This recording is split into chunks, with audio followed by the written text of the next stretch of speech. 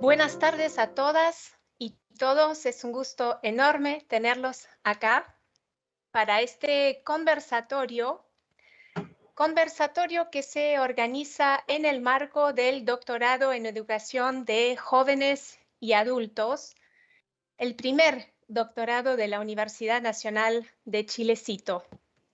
Para este conversatorio tenemos un panel de lujo. Tenemos a Nélida Céspedes y a Jane Paiva, invitadas de Brasil y Perú. Es un gusto enorme tenerlas acá. En un ratito la doctora Lorenzati las presentará. Quiero agradecer a todos por estar acá. Este conversatorio es una preparación camino a la Confintea 7 sobre derecho a la educación y aprendizaje a lo largo de la vida. Es una cumbre, una conferencia internacional de mucha importancia para los que trabajamos en el campo de la educación de jóvenes y adultos. Hablarán las panelistas y podrán hacer consultas, aportes, preguntas en el chat de YouTube. La doctora Lorenzati se ocupará de hacer llegar sus aportes y preguntas a las panelistas. Que disfruten mucho este conversatorio. Muchísimas gracias a las organizadoras. Gracias, Leonor. Bueno, hola a todos los que nos están acompañando. Un agradecimiento especial a Mariana, a Nélida y a Jane, que nos van a acompañar en este breve tiempo de comunicación sobre lo que implica las discusiones del derecho a la educación y el aprendizaje a lo largo de la vida en este momento puntual, camino a la Conferencia Mundial de Educación de Adultos. Yo solo quería decirles que este es el primer conversatorio del año 2022. Y es el segundo en relación con la Conferencia Mundial de Educación de Jóvenes y Adultos, porque el año pasado tuvimos la presencia del doctor Timothy Erland, que es también profesor invitado de este doctorado. Y hoy yo quiero dejarle la palabra a la coordinadora de este encuentro, que es la doctora Mariana Tosolini, docente, investigadora de la Universidad Nacional de Córdoba y de la Universidad Nacional de Chilecito, docente y miembro de la Comisión de Seguimiento del Doctorado, con una amplia trayectoria en educación de jóvenes y adultos y en la dimensión histórica de la educación. Así que muchas gracias y Mariana, te paso la palabra. Hola, buenas tardes. Muchas gracias, Marieta. Gracias a Leonor y a nuestras invitadas, Jane y Nélida. Gracias por estar acá. Bienvenidas y bienvenidos a los que nos acompañan, que se han tomado el tiempo para venir a compartir en este encuentro que hemos denominado Camino a Confintea 7, Derecho a la Educación y Aprendizaje a lo largo de la vida. Agradecerle fundamentalmente a la querida Universidad Nacional de Chilecito que genera este espacio a través del doctorado en educación de jóvenes y adultos y que habilitan este espacio para poder compartir reflexiones, ¿no? Como una oportunidad para la discusión. Y bueno, y a nuestras panelistas, muchas gracias por aceptar esta invitación. La séptima Conferencia Internacional de Educación de Adultos se presenta como una gran ocasión para el diálogo ético, político y pedagógico. Y ese orden no es azaroso, ¿no? La ética, la política y la pedagogía entran en debate, ¿no? Para poder pensar los desafíos que enfrentamos. La educación, el nombre, ¿no? Digo que asume esta séptima conferencia, es sugerente. Aprendizaje y educación de adultos para el desarrollo sostenible, una agenda transformadora.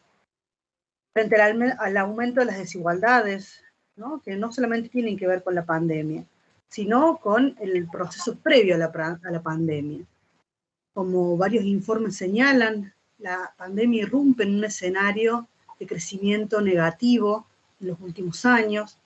También asistimos a la presencia de modelos ideológicos donde se revitalizaron políticas neoliberales en diferentes países de América Latina, que produjeron modificaciones en la forma de intervención del Estado, en el modelo de desarrollo y en ese marco en las políticas educativas, fundamentalmente en la educación de jóvenes y adultos, que va dirigida a los sectores más pobres de la población.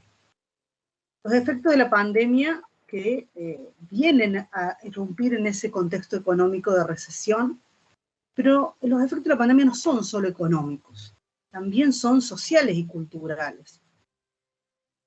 A su vez, vemos el crecimiento de sectores políticos conservadores de derecha que han instalado el odio como un dispositivo de la política. A través de los medios de comunicación, instalan formas de entender la sociedad que perjudica a los sectores más desfavorecidos. Este escenario abre un panorama complejo para la democracia y para un desarrollo que nos involucre a todas y a todos, ¿no? Donde todas y todos podamos vivir bien y no solo estar en este mundo sobreviviendo. En ese marco, el principal desafío que enfrentamos es educar para la democracia. Por ello, si pensamos en el derecho a la educación, es necesario reivindicar una educación que sea humanizadora, emancipadora. Porque a veces el derecho aparece como una mirada instrumental, ¿no? ¿Qué conocimientos involucra entender que la educación es un derecho humano fundamental? ¿Qué es lo que se debe enseñar? ¿Qué conocimientos son los que hay que propiciar? El derecho a la educación a la vez es complejo porque debe habilitar al ejercicio de otros derechos. Allí nos surgen algunas preguntas que intentamos poner en juego en este panel, ¿no? ¿Cómo se configura el derecho a la educación en la educación de jóvenes y adultos? ¿Qué contenidos involucra ese derecho? ¿Qué conocimientos enseñar de modo que el ejercicio del derecho social a la educación signifique conocimientos que sean emancipatorios, que permitan una participación social plena?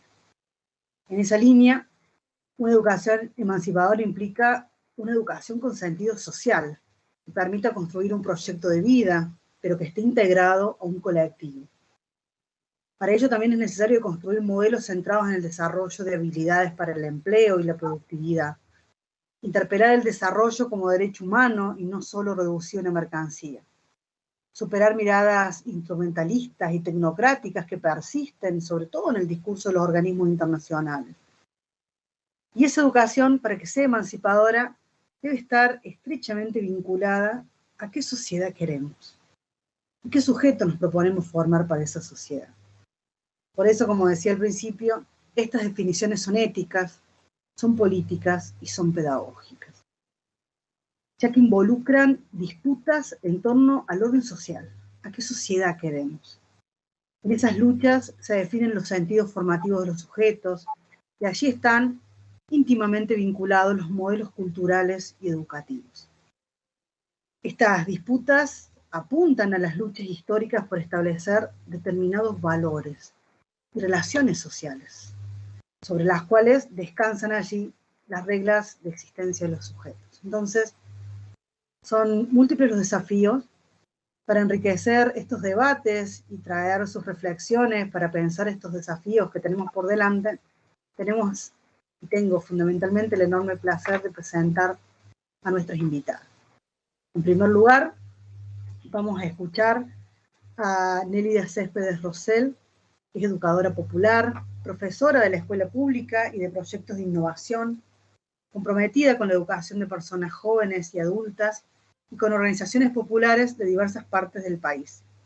Es presidenta honoraria del CEAL, miembro del Grupo de Incidencia en Política Educativa que realiza el seguimiento a la Compintea, coordinadora del Informe Latinoamericano presentado en el 2017 con el apoyo de la UIL, titulado Procurando acelerar el paso, que fue presentado en la reunión de balance de medio término de la Compintea 6 realizada en Corea del Sur.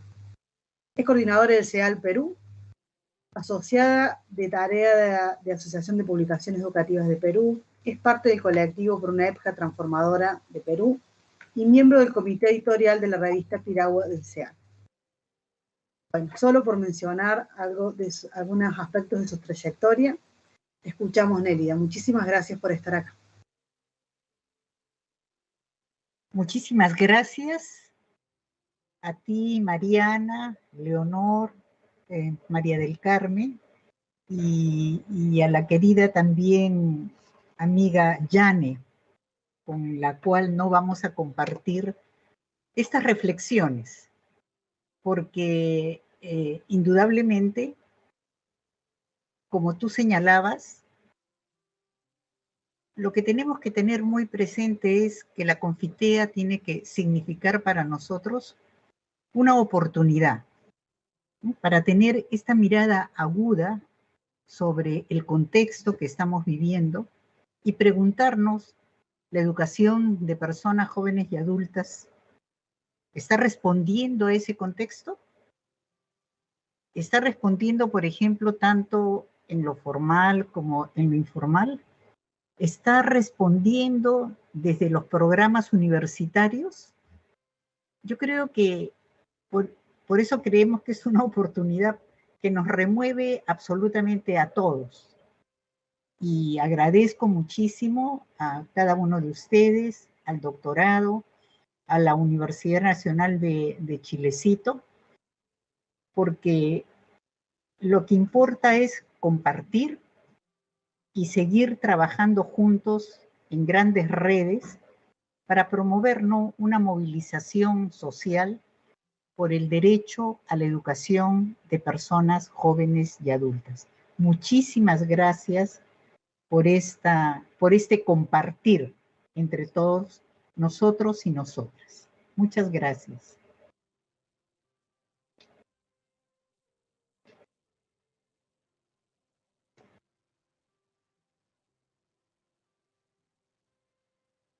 Nélida, estoy compartiendo tu PowerPoint. Muy bien. Ahí está, ¿lo ven?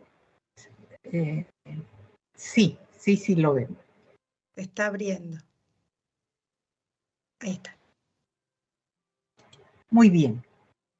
Lo que voy a compartir principalmente con ustedes, como yo les decía, es estas reflexiones y propuestas camino a la Confitea.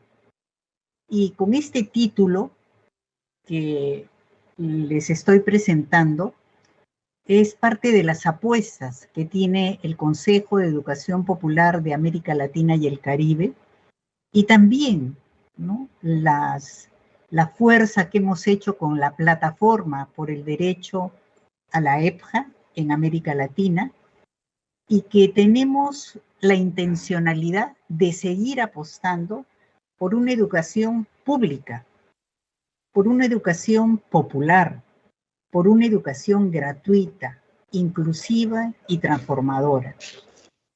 Y jugándonos porque la educación de ninguna manera es un privilegio. La educación de personas jóvenes y adultas es un derecho que compete a todos y a todas, y especialmente a los más discriminados, que son en realidad los actores que están presentes en la mayoría de nuestros programas formales e informales. ¿Qué voy a compartir con ustedes? En primer lugar, es esta reflexión sobre la Confitea, pero ¿qué significa? ¿Cuál es su importancia? ¿Y cómo tiene que estar relacionada con el contexto? Lo segundo es un breve balance de la conferencia de medio término de la sexta Confitea, así como conversar, ¿no?, sobre esta séptima Confitea, qué significa, qué características tiene, y además conversar en relación al contexto que está viviendo la América Latina y también, por supuesto, impactada por la guerra en el mundo. Conversaremos también sobre el rol que tiene la sociedad civil, ¿no?, y la incidencia tan importante de la sociedad civil entendida como una estrategia de poder así como presentarles que en todas estas alianzas que tenemos con la Plataforma por el Derecho a la EPJA, hemos construido un decálogo para presentarlo hacia la Confitea, pero que ya viene siendo discutido en diferentes puntos, en diferentes lugares, en diferentes espacios. Entonces paso a conversar con ustedes sobre qué es eso de la Confitea, ¿no? Miren, la Confitea es una conferencia internacional, como su nombre lo indica, de educación de adultos. Aquí hay una característica, ¿no? Solamente se habla de adultos, cuando en realidad debería ser la educación de personas jóvenes y adultas, que está organizada por la UNESCO. Es un gran evento, ¿no?, que se desarrolla con una periodicidad más o menos entre 10 y 12 años, y participan 193 miembros asociados de la UNESCO. También participan miembros de la sociedad civil, pero siempre va a depender de los momentos donde en realidad se invita, ¿no?, a la sociedad civil. ¿Y para qué se organiza? Fundamentalmente para realizar balances de qué se ha en realidad acordado, ¿no?, en las confiteas, pero también llegada a la confitea es también hacer, ¿no?, una evaluación, debatir, plantear recomendaciones para que el derecho de la educación de personas jóvenes y adultas sea pues una realidad y no solamente sea una retórica, que eso es lo más importante, ¿no? Superar esa perspectiva de retórica que a veces podrían tener las mismas confiteas. Una cosa que es bien importante es que está asociada a otros tratados importantísimos, ¿no?, como el Pacto Internacional sobre Derechos Económicos, Sociales y Culturales, donde está muy claramente señalado que no se puede tolerar ningún tipo de discriminación. Y por otro lado también está ligada a los Objetivos de Desarrollo Sostenible, sobre todo al ODS 4, pero si uno analiza los objetivos de desarrollo, en todos, ¿no?, los objetivos en realidad están planteados la importancia de la educación de personas jóvenes y adultas. Entonces, esto es la confitea, y desde ya quería yo señalarles que para la sociedad civil es una oportunidad, porque esto fundamentalmente es una participación de los miembros asociados, van, ¿no?, los ministerios, van las autoridades, y lo importante también es de qué manera nosotros, en ese transcurso, ¿no?, del trabajo que desarrollamos permanentemente en los países, vamos pues, ¿no?, teniendo una organización y movimientos e incidencia también, ¿no?, en lo que es la educación de personas jóvenes y adultas. Entonces no es llegar como si fuera la cereza de la torta, ¿no?, sino el trabajo largo que cada uno tiene que hacer en sus países. Eso sería en realidad sobre la confitea. Ahora, ustedes saben que a nivel mundial, desde el año 49 hasta el año 2017, se han desarrollado 6 grandes conferencias, pero lo fundamental es que estas conferencias, al menos declarativamente, han señalado una mirada a los contextos, y eso es lo que nosotros siempre tenemos que ver, porque la educación necesariamente tiene que tener ese vínculo con el contexto, sobre todo tratándose de jóvenes y adultos, que son personas que son mujeres, madres de familia, trabajadores formales e informales, más bien informales, poblaciones indígenas, ¿no? Entonces yo creo que eso es muy, muy importante, la mirada del contexto. Entonces en el año 49, la primera confitea, era un contexto de posguerra. Entonces la pregunta fundamental, y la confitea tenía que dar respuesta sobre de qué manera, ¿no?, la educación de adultos contribuye a la paz y al entendimiento entre naciones. En realidad esto es algo totalmente actual. Quiere decir entonces que las políticas, tanto educativas como las políticas de formación a docentes, el conjunto de las estrategias tienen que estar de acuerdo a esa perspectiva, a fomentar la paz, la tolerancia, ¿no? Trabajar cerca a los pueblos, contribuir a la cohesión social. Miren ustedes, ese es algo fundamental, porque en general, si bien es muy importante la lectura, la escritura, ¿no? Y todo el desarrollo también de la lógica matemática, los problemas sociales tienen que estar allí, los problemas culturales. Entonces ese es algo muy importante, mirar pues estas perspectivas de acuerdo a los contextos. Lo mismo también, ¿no es así?, en la Confitea 2 que se desarrolló en Montreal, en Canadá, donde en aquel momento había un gran crecimiento económico y un debate también sobre el rol de los estados. Pero ¿de qué crecimiento económico estábamos hablando? ¿Sobre las economías informales, acaso, que se desarrollan en nuestros países? No. Estaba fundamentalmente no en el marco de esas políticas neoliberales que muy bien nos ha señalado Mariana, y por lo tanto el desarrollo, ¿no? Muy importante que tenía que haber sobre las nuevas tecnologías, el tema de la industrialización, ¿no? Y los desafíos de las nuevas generaciones mirando esos cambios. Y por lo tanto siempre el tema del aprendizaje como una tarea mundial para lo que es el desarrollo. Pero la pregunta siempre es, ¿qué tipo de desarrollo? Eso es lo fundamental. Y por otro lado también, ¿no?, un clamoroso llamado a los países más ricos para que cooperen con los países menos desarrollados, una situación que en realidad se ha ido de más a menos. ¿Pero por qué? Porque la cooperación a nivel internacional ha ido, ¿no?, variando hacia la comprensión errada de lo que es la educación básica. Y solamente tiene mucho interés ahora en lo que es la primera infancia. Por supuesto que es importante la educación de la primera infancia.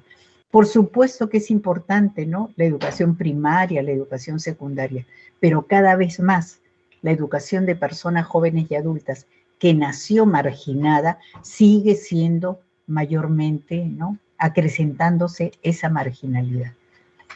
Bueno, así, ¿no?, hemos pasado por la Confitea de Tokio, por la Confitea de París, por la Confitea de Hamburgo, y a mí me parece, mire, muy importante señalarles los diferentes énfasis que han habido.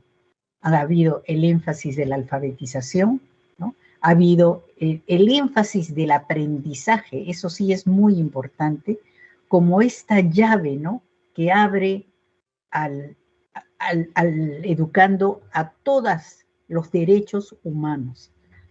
Y por otro lado también, ¿no?, ha habido en todas estas conferencias un rol muy importante de la sociedad civil, porque, por ejemplo, en el año 1985 hubo una movilización muy grande de diferentes organizaciones no gubernamentales, de redes latinoamericanas, africanas, o sea, una movilización muy grande y planteando el derecho a aprender. Pero me parece muy importante lo siguiente, porque a veces el derecho al aprendizaje se queda en la responsabilidad del actor.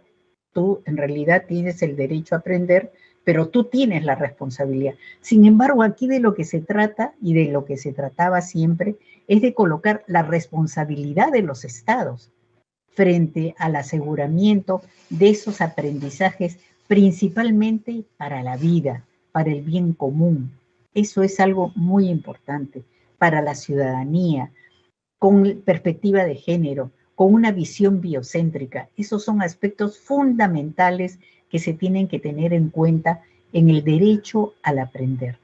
Lo mismo en la Confitea de Hamburgo, que también significó, ¿no?, una movilización muy grande, porque los aspectos, ¿no?, que fueron incorporados ahí fue levantar lo que es la perspectiva de género, ¿no?, lo que era la importancia de la educación a las minorías étnicas, por ejemplo, a poblaciones discapacitadas, al adulto mayor, ¿no?, a todo lo que tiene que ver con el trabajo informal.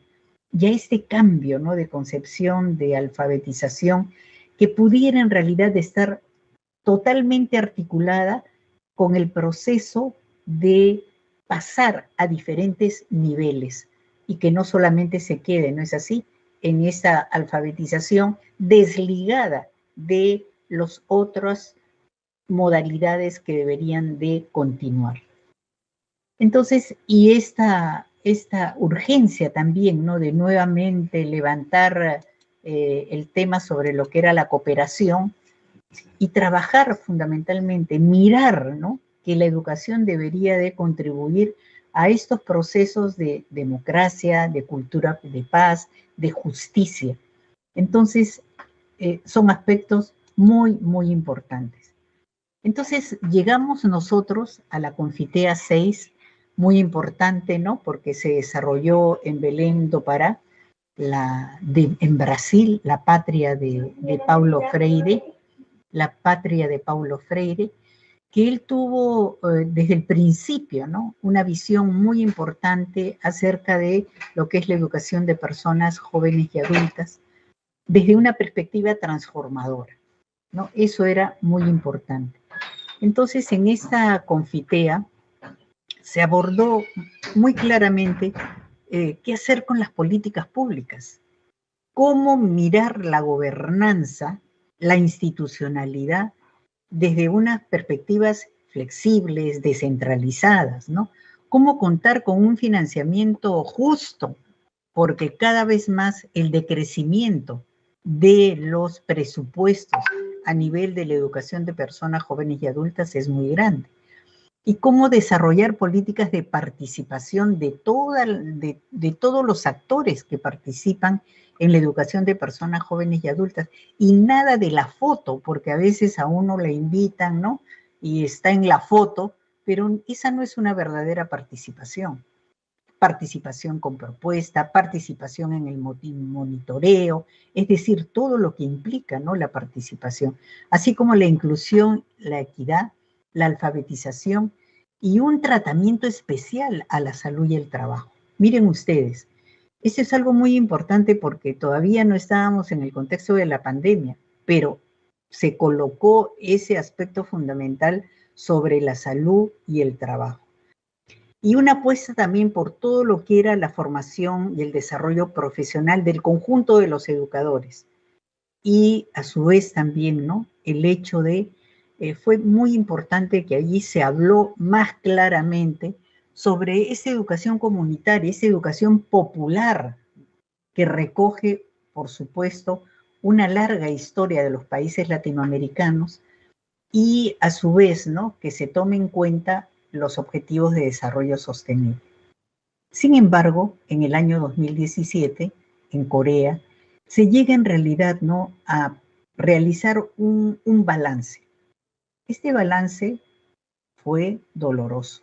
Es cierto que han habido algunos cambios, es cierto que hay mejoras indudablemente desiguales, pero lo que en realidad uno vuelve a mirar esta carencia, ¿no?, de políticas y legislaciones adecuadas, de políticas públicas, porque, por ejemplo, en muchísimos países crecen la atención de centros privados que de políticas públicas, y eso no se puede realmente permitir.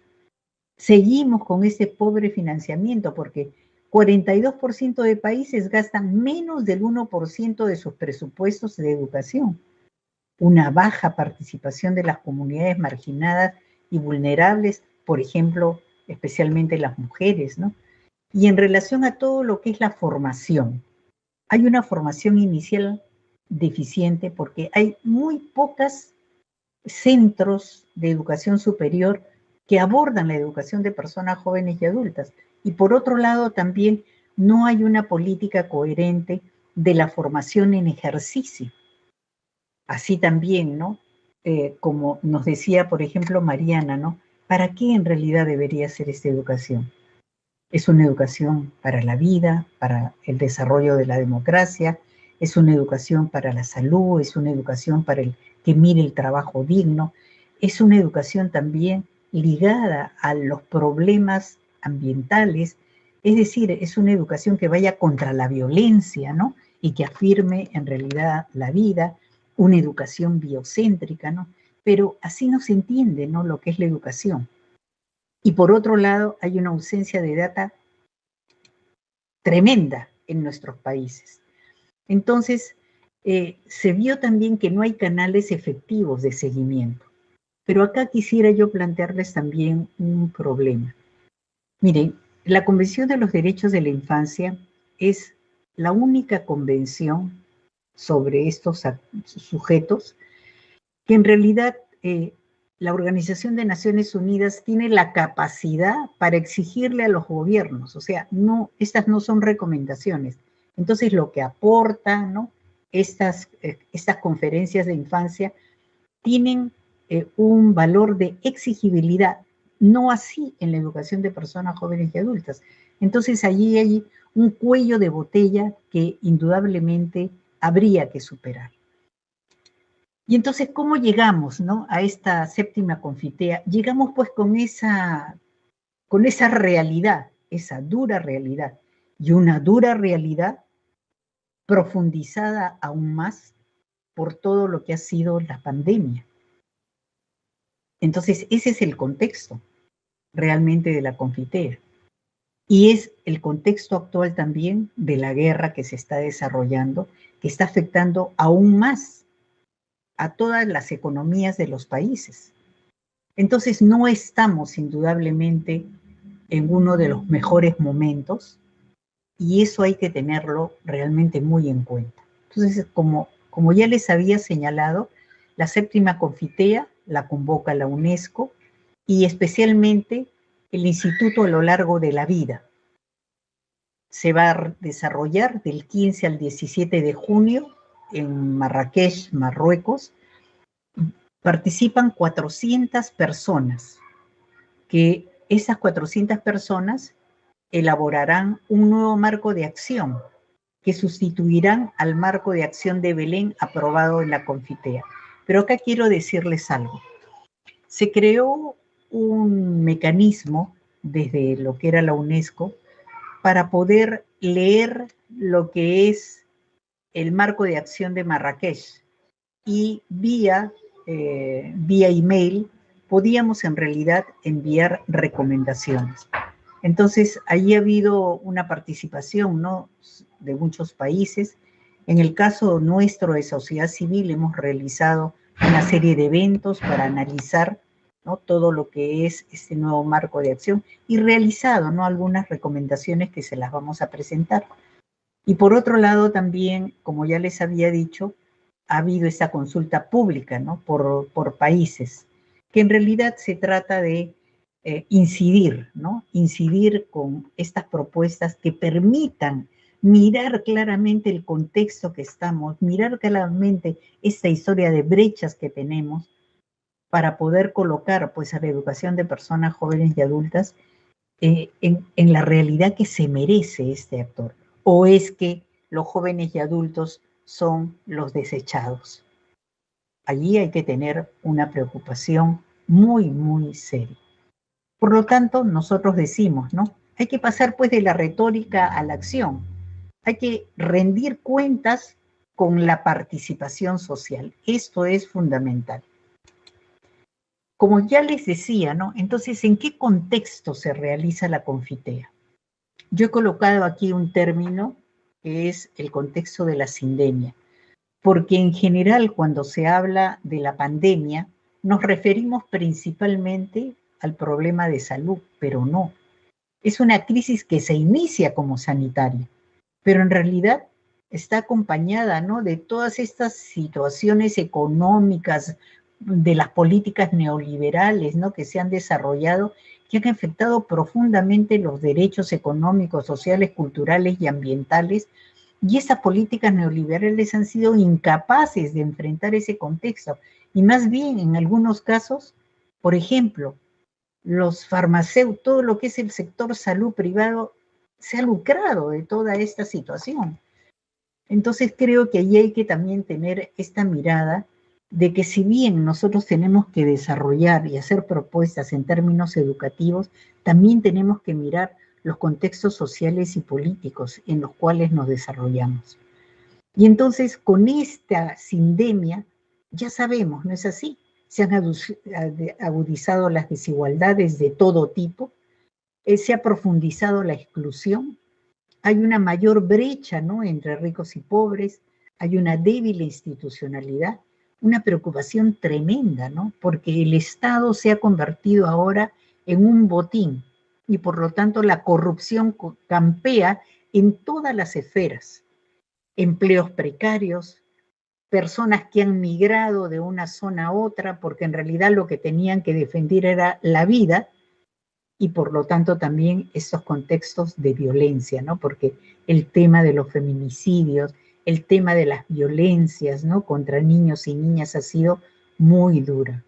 Y un acceso muy limitado, ¿no?, a la educación, ligado pues a toda esta pobreza, ¿no?, estructural. Entonces, con esto quiero decirles que se enfrenta pues una serie de problemas y una serie de desafíos. Por ejemplo, miren, en materia de cobertura hay algunos datos que nos presenta la CEPAL, que en algunos países las demandas por la educación de personas jóvenes y adultas es mucho mayor que lo que se atiende. Entonces, ¿cómo enfrentar esta realidad? Lo mismo que en la perspectiva de género, ¿no? Porque sigue imperando pues el machismo, esa cultura patriarcal, ¿no es así? Este sistema patriarcal, y por lo tanto también, ¿no?, todo lo que ha sido este momento de lo digital, que por un lado ha significado, bueno, un paliativo, ¿no? Pero lo digital es un derecho, por supuesto. Tenemos derecho, pero no lo es todo. Entonces creo que todos esos aspectos nosotros en realidad tenemos que mirar claramente, porque ese es el contexto en que se aborda realmente la Confitea, pero felizmente, ¿no?, hay una presencia de diversos tipos de movimientos educativos, sociales, ¿no?, que están en realidad luchando por los derechos económicos, sociales, culturales y ambientales, y también, por supuesto, por el derecho a la educación. Entonces, en ese contexto es que entendemos lo que es, ¿no?, la urgencia de la incidencia en las políticas, ¿no?, que desarrolla la sociedad. Nosotras, por ejemplo, como Consejo de Educación Popular de América Latina y el Caribe, hemos participado, por ejemplo, en el Foro Internacional de Sociedad Civil que hubo en Belén. Esa fue una movilización mundial muy importante, con participación de todas las regiones del mundo, con personas verdaderamente comprometidas, ética, política y pedagógicamente, para hacer un cambio, una transformación en la educación.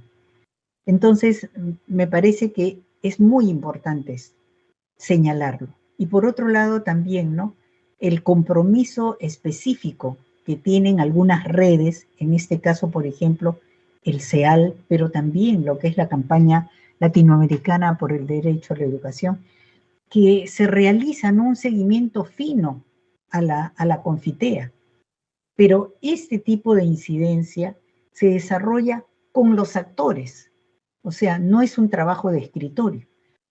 Entonces me parece muy importante estas publicaciones que hemos desarrollado a paso lento, y por otro lado también esta otra publicación que es Procurando acelerar el paso, que ha sido también, es un informe de la América Latina, donde ahí ya les he mostrado cuáles han sido las brechas, ¿no?, que se han presentado ya en el año 2017.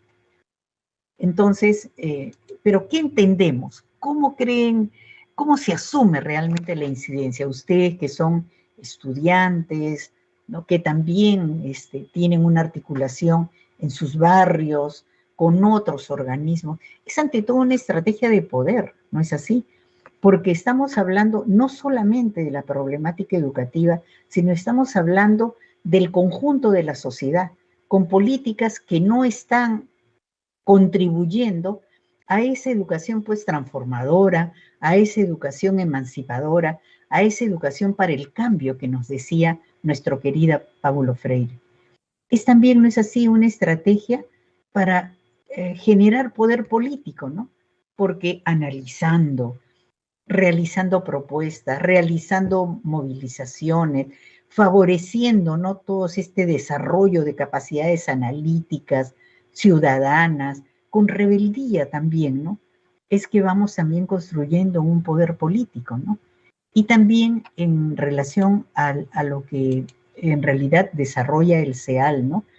Es, permanentemente es un debate, ¿no? Un debate para proponer políticas que se han generado desde abajo, desde los territorios, con la gente. Pero indudablemente también los presentamos a las entidades, a los ministerios, porque nos interesa también, ¿no?, que esto se conozca y además animar a que estos puedan en realidad desarrollar algunos cambios. Algunas veces es positivo, otras veces la lucha es muy en contra, pero se trata de seguir generando movilización social. Y por otro lado, todos estos espacios, todos los espacios son importantes, todos. Si es la universidad, si es el movimiento social, si son los educadores formales, si son los educadores informales, si en realidad son movimientos de trabajadores, de campesinos, redes de sociedad civil, es decir, ¿no? Aquí se trata de generar, pues, una red muy grande, ¿no?, en espacios y alianzas. Esto realmente es de mucha importancia. Ahora último, también nosotros hemos desarrollado una publicación profundamente educativa, ¿no? Es decir, que pueda también señalar por qué las confiteas, por qué decimos que es una oportunidad, por qué esa es una característica también política de esta publicación, ¿no? Porque se trata pues de conocer estos procesos, tener una visión crítica, ¿no? Pero también de realizar algunas propuestas, ¿no es así? Porque no solamente pues se trata de criticar, sino también se trata de promover. Y por otro lado también, ¿no?, como ya les decía anteriormente, mirar asumirla como una estrategia de poder y convocar a una participación social cada vez más amplia. Entonces nosotros queremos invitarlo, ¿no?, a que ustedes puedan entrar a este blog Rumbo a la Confitea 7, donde ustedes van a encontrar diversas publicaciones para que ustedes vean los esfuerzos que nosotros hemos hecho sobre pronunciamientos del Consejo Nacional de Educación, del Consejo de Educación Popular de América Latina, el de la plataforma de redes, y también un decálogo que hemos hecho como plataforma, que es un decálogo que nosotros estamos realmente promoviendo para que de manera concreta, sencilla y directa pueda ser trabajado por diferentes públicos.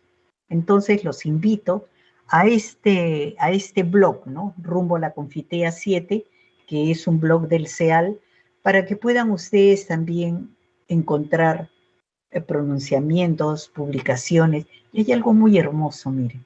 También hay una sección que son semillas de esperanza.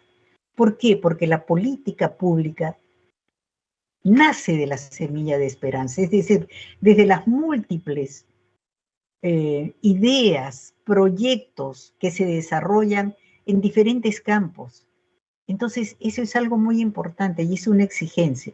Por eso nos parece también muy importante esa sección.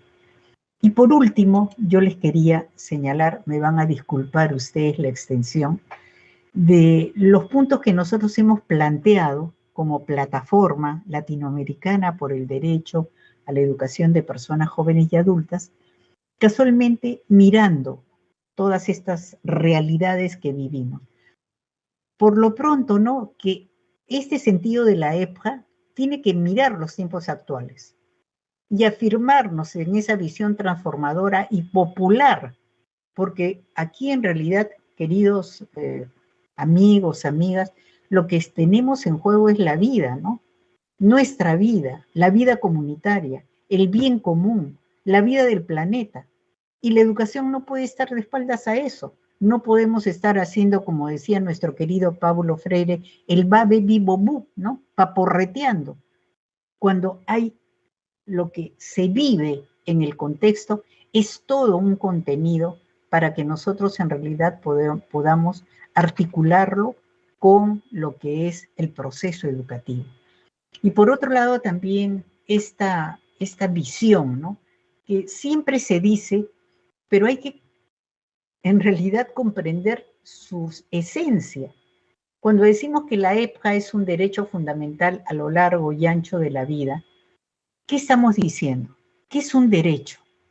Tiene que ver indudablemente con políticas públicas. Tiene que ver indudablemente con acciones descentralizadas. Tiene que ver indudablemente con atender al conjunto de la población, especialmente también las poblaciones que son discriminadas, porque América Latina es uno de los continentes más desiguales del mundo. Entonces creo que hay que comprender el sentido profundo de lo que es el derecho fundamental a lo largo y ancho de la vida.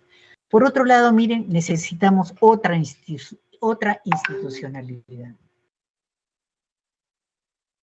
En nuestros países, diversos ministerios tienen programas formativos y tienen recursos humanos y tienen recursos económicos. Es hora, pues, de que dejemos de mirar, ¿no?, a los ministerios de educación como los únicos capaces, ¿no?, de darle solución. No, el problema es muy grande y las soluciones también tienen que ser en grande.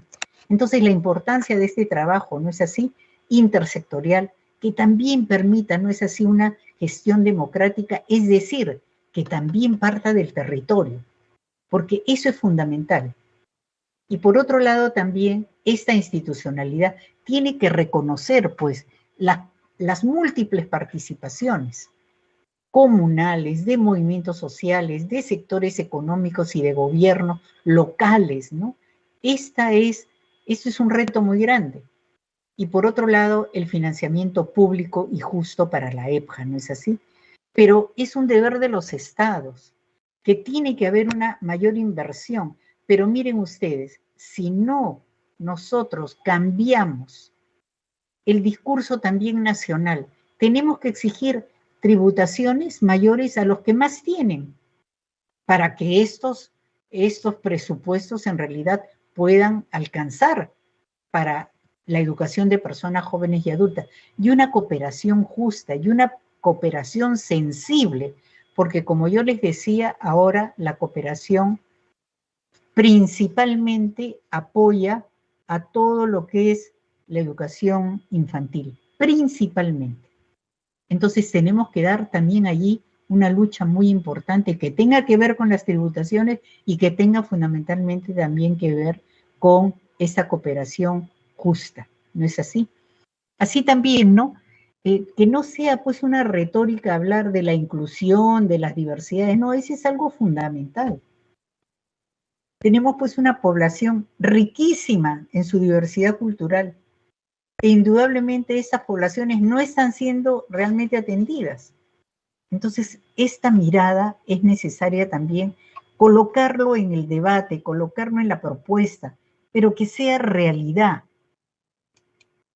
Así también, ¿no? Toda esta visión intercultural, intracultural, es en realidad fundamental, porque hay que tener, ¿no?, en las políticas públicas también un respeto a las identidades, a las autonomías, ¿no? Que es bien importante, si hacemos eso, no pueden haber pues currículums homogéneos, tienen que haber también currículums diversificados. Eso sí, la mirada de cambio, de transformación, la mirada ética, política, pedagógica es común, pero indudablemente la atención a los diversos territorios y a las diversas identidades es fundamental. Y algo que es sustantivo, una EPJA productiva y una EPJA técnica, capaz pues de producir un nuevo orden social. Miren, hay riquísimas experiencias en economías solidarias y diversas formas de economía. Entonces, esta pues educación para jóvenes y adultos tiene que responder. Por ejemplo, en muchos países, la educación de personas jóvenes y adultas es una educación básica como la currícula de la educación primaria y secundaria. historia, geografía, bueno, competencias, ¿no? Para diversas competencias. Pero no se aborda lo productivo, porque lo productivo está en otra dirección, y la educación comunitaria en otra dirección. Entonces tenemos que tener una mirada pues articulada, una nueva mirada de gestión de la educación. Y también, ¿no?, todo este derecho a las tecnologías de la información y comunicación. Pero también queremos llamar la atención a esto. ¿Dónde están los cuellos de botella? En los ministerios de transportes, que son los encargados de las redes troncales para poder en realidad tener las TICs. Entonces se dan cuenta, un educador EPJA tiene que mirar absolutamente todo. No es que lo va a hacer, pero tiene también, ¿no?, que mirar esa perspectiva. Y otra cosa que es fundamental, nosotros como educadores populares tenemos una práctica riquísima de diversidad de formas, de estrategias para diferentes actores, sectores. Eso también hay que ponerlo en juego, ¿no? Porque la TIC por la TIC no hace el cambio.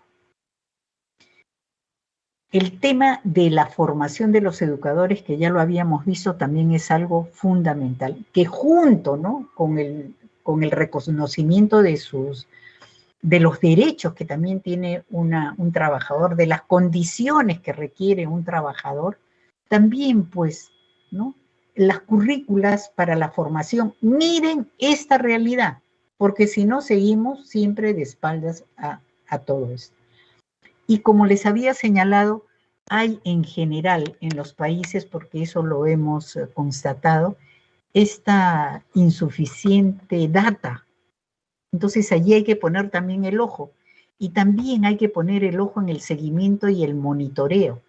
Pero para medir estos avances, también hay que pensar, como ya les había señalado, que no solamente se trata de recomendaciones, sino que se cree pues una instancia desde la Organización de Naciones Unidas para que pueda haber una exigibilidad a los gobiernos. Si no, viene la próxima Confitea y volvemos a decir que no hicimos tal cosa, que no pasó esto, ¿no? Pero ¿cómo es que en realidad se pueden medir esos avances?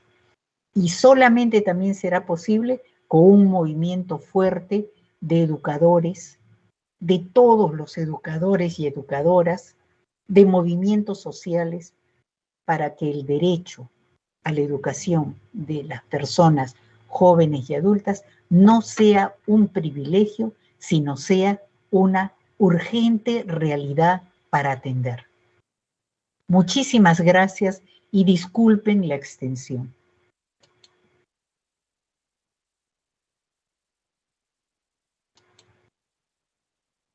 Muchas gracias, Nélida.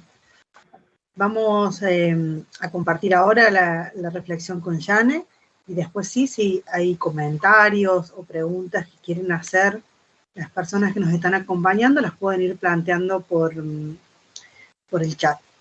Jane Paiva, quien va a hacer uso de la palabra ahora, es doctora en educación por la Universidad Federal Fluminense, es magíster en educación por la Universidad Fluminense, es licenciada en didáctica de la biología y de la higiene escolar, licenciada en bachiller en ciencias biológicas, y también es una importante investigadora con experiencia en el área de educación de adultos, con énfasis en la educación de jóvenes y adultos. Es profesora en el programa de posgraduación en educación de la Facultad de Educación de la Universidad del Estado de Río de Janeiro. Es postdoc en el Centro de Investigación y Estudios Avanzados del IPN, el CIMBESTAB de la Ciudad de México. Ha compartido con nuestro equipo de investigación muchísimas experiencias y su compromiso y reflexión atenta siempre hacia las problemáticas educativas, así que le agradecemos mucho que comparta con nosotros nuevamente aquí en este espacio. Jane, te damos la palabra. Muito obrigada. Eu começo em português. A Mariana, e eu gostaria de dizer, antes de começar minha apresentação, que eu fiz o esforço de tradução para ser um pouco mais compreensível,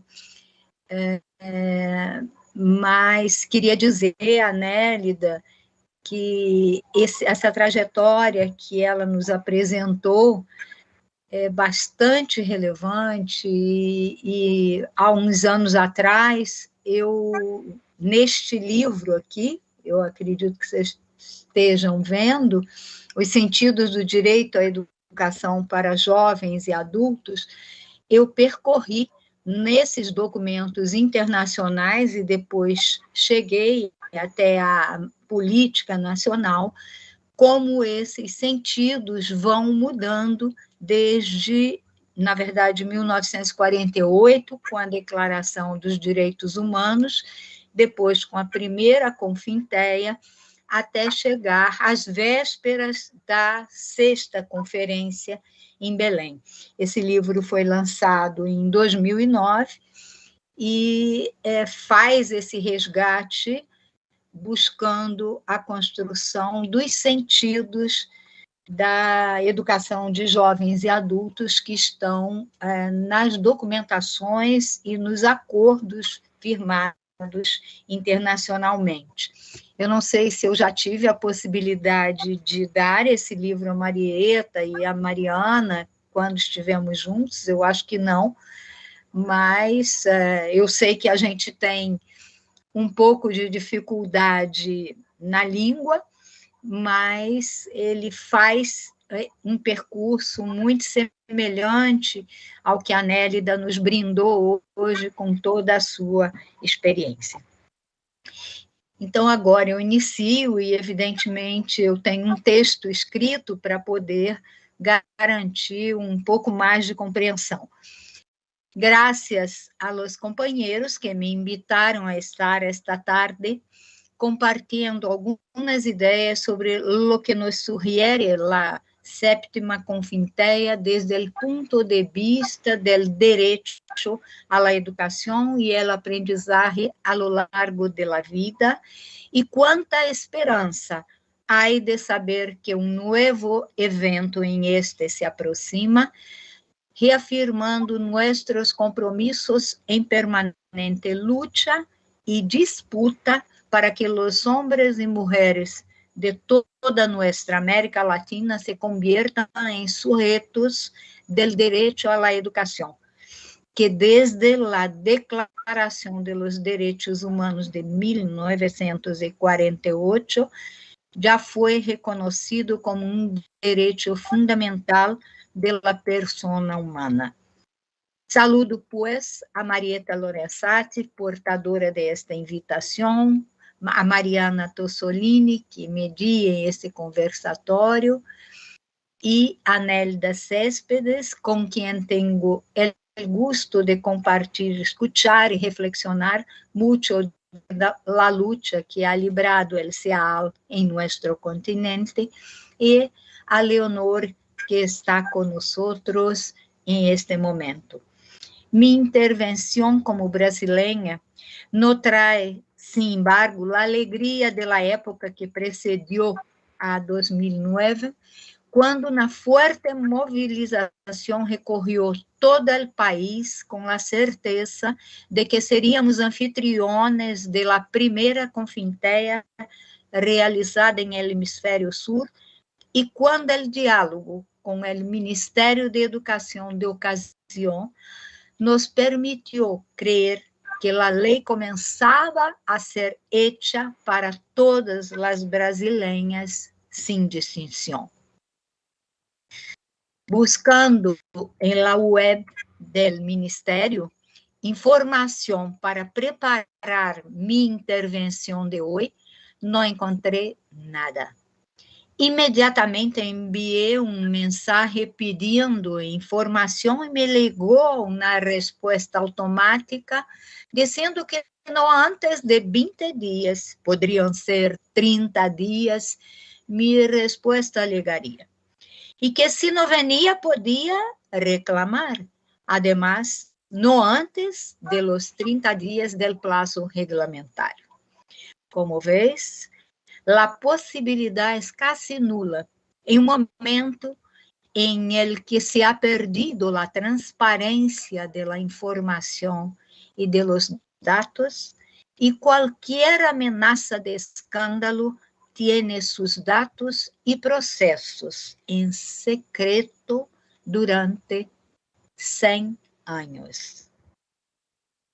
Sí, queridos participantes, después de 12 años de nuestra sexta Confintea, hemos retrocedido en las políticas de la EPJA, así como en las demás políticas de educación y todas aquellas que acorrimos para sostener la vida social en un país tan desigual como Brasil. Pero recordemos lo que tuvimos de eventos notables en estos 12 años a nivel internacional, regional, históricamente. El primero evento, la edición de 5 informes mundiales de la UNESCO sobre el aprendizaje y la educación de adultos.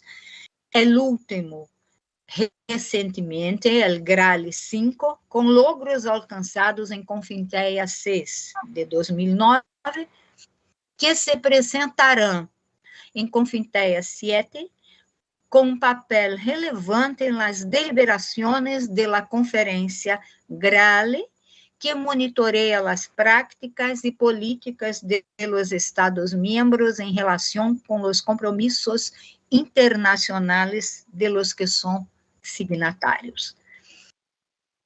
El segundo, la recomendación de la UNESCO sobre el aprendizaje y la educación de adultos 2015, publicada en febrero de 2016, resultante de la 38ª Conferencia General de la UNESCO, que sustituyó a la recomendación sobre el desarrollo de la educación de adultos de 1976, convirtiéndose en el instrumento normativo más actualizado en esta área.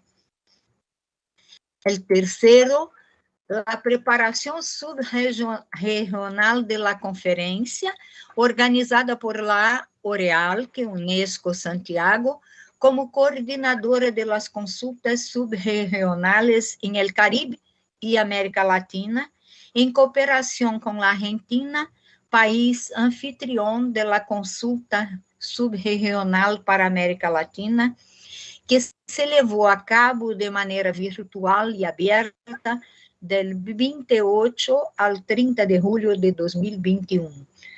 Los participantes en estas conferencias preparatorias regionales tuvieron como objetivo identificar temas clave en el aprendizaje y la educación de adultos en cada región e sugerir referências e recomendações para a Confintea 7.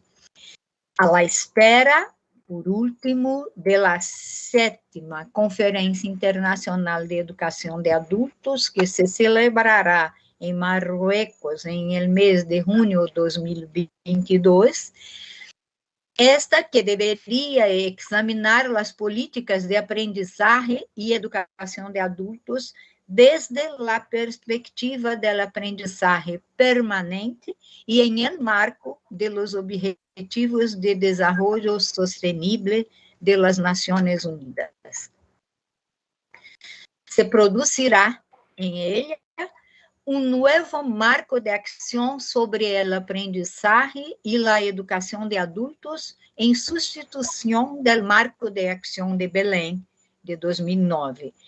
Se espera que a conferência sobreestime os avanços em inteligência artificial, o uso das tecnologias da informação e da comunicação, entendendo que estes determinantes são relevantes para promover o acesso ao aprendizagem, a educação e a inclusão de adultos. Desde o ponto de vista nacional, que me encarguei de tratar em esta conversação, hago breve resumen de los temas que hemos vuelto a convivir e que creíamos historicamente superados. Delimitemos para ello dos momentos en el país. El primer, los gobiernos de Lula y todo que lo producimos en la época hasta 2009, y gobiernos de Dilma Rousseff hasta la época de Confindéia Macés, em abril de 2016. 13 anos de frutíferos aportes, políticas e diálogos em época.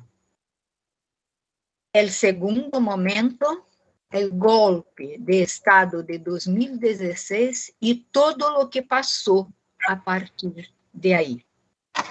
En los 13 años de los gobiernos del Partido dos Trabalhadores, PT, el avance más significativo que tuvimos fue el reconocimiento de que los jóvenes, los adultos y los ancianos son sujetos de derechos y que la educación es un derecho para ellos debido a las múltiples interdicciones que han sufrido durante toda la vida.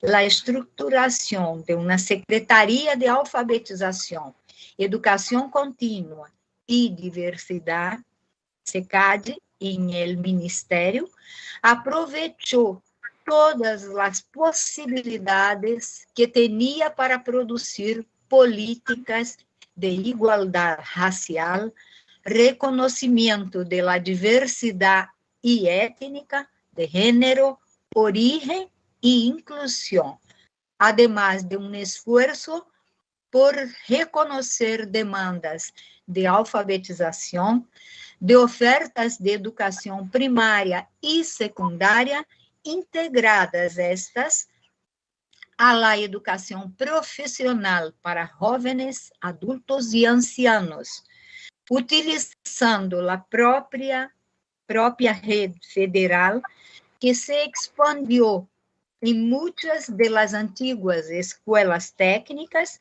actualmente institutos federales de educación, ciencia y tecnología, como una oferta de programas de formación técnica de los trabajadores y de regularización escolar de forma integrada.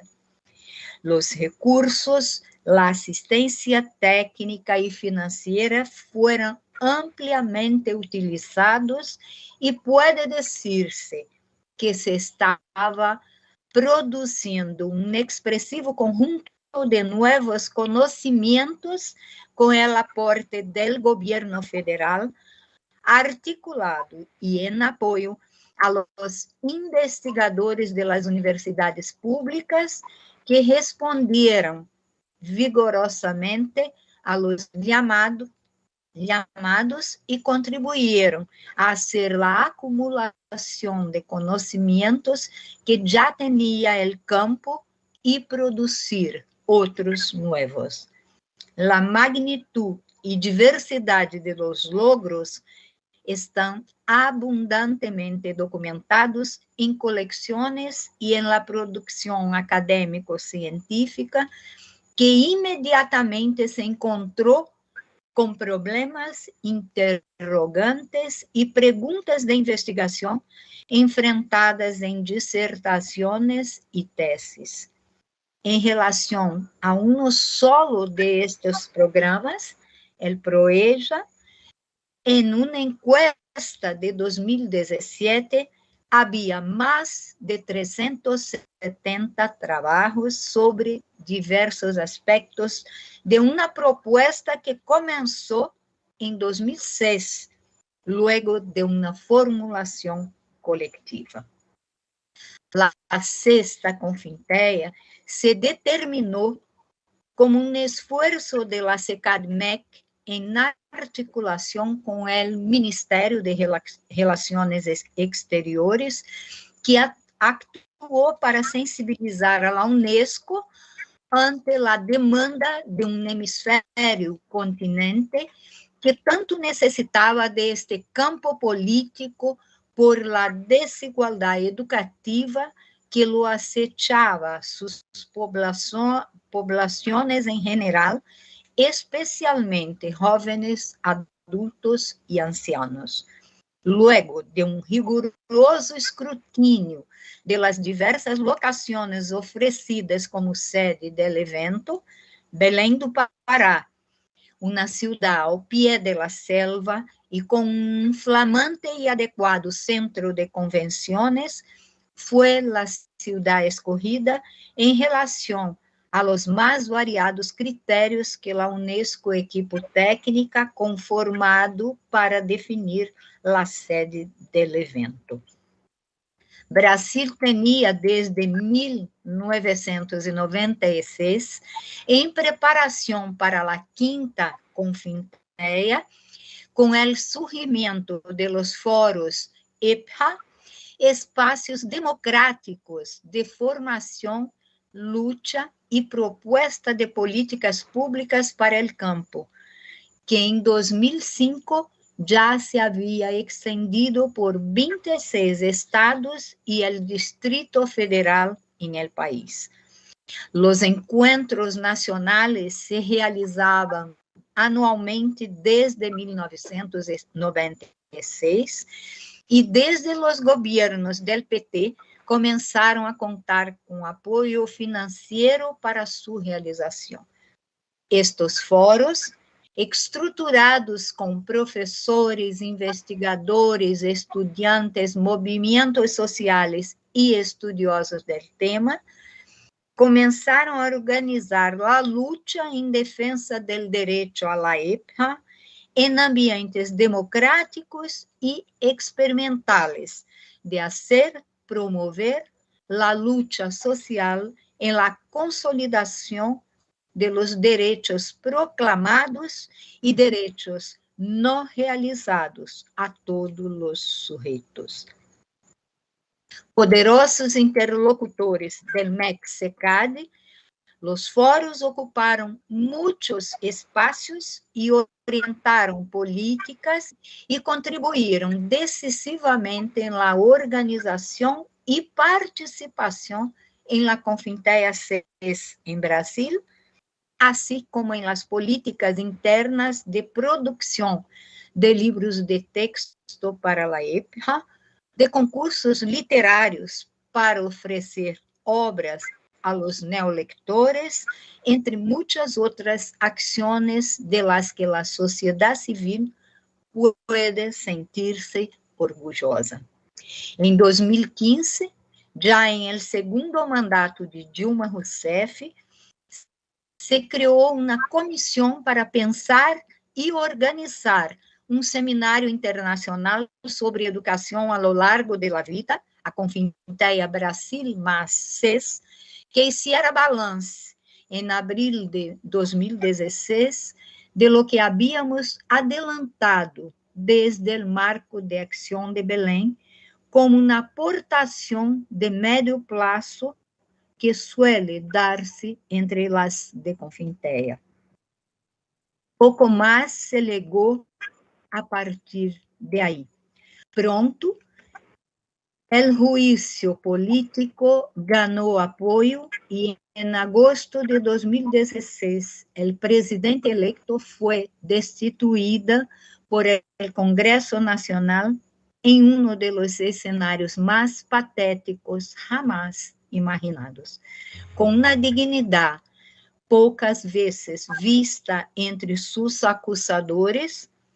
Dilma respeitou la decisión por injusta y resultado de una farsa, y nunca se inclinó ante sus verdugos, a quienes enfrentó con la frente en alto.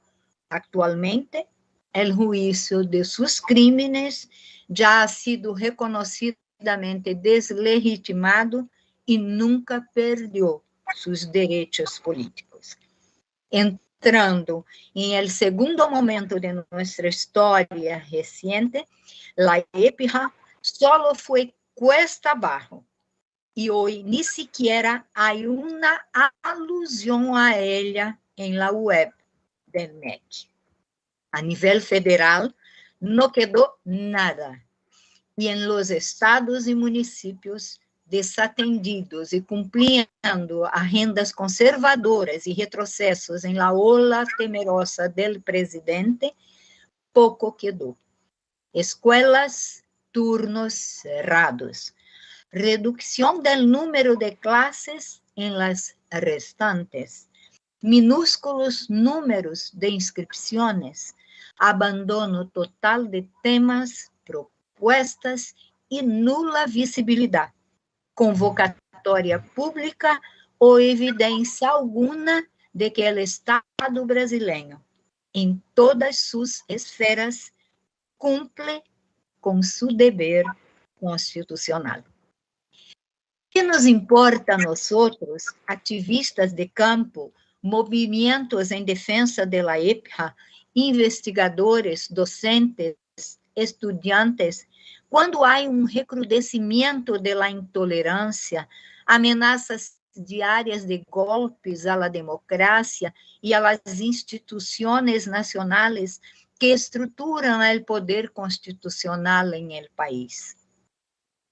Para a Confintea, é encomiável o esforço de los companheiros que dirigem a Cátedra Unesco de EPJA, organizando vidas, organizando sítios web, recorrendo testemunhos de investigadores que participaram em várias etapas das múltiplas lutas em defesa de EPJA, para marcar o hecho político da conferência e demonstrar que estamos vivos, atentos e cuidando-nos de fazer em lo que podamos, lo que não hace el poder público.